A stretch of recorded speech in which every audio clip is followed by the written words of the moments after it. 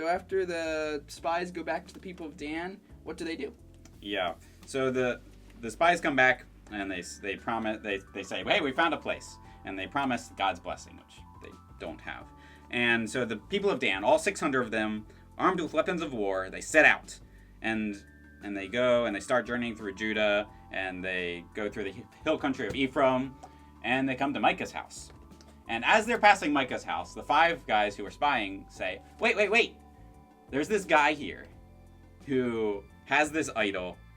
He has a priest, and they say, we should go, basically, steal from him. And so the 600 men of Dan, it says this in verse 16, they're armed with their weapons. They stood by the entrance of the gate, and the 5 guys who had gone to scout, they go in and they steal everything. And the priest, they say to the priest, keep quiet, put your hand on your mouth, and come with us, and be our father and our priest. Is it better to be the priest of one guy, or is it better to be the priest of a whole tribe? And it says in verse 20, the priest's heart was glad, and he took the ephod and household gods and carved image. He does not have any loyalty. No, he does not. And so they turned and departed, and they're leaving, and Micah comes out and says, what have you done? You've stolen so much from me.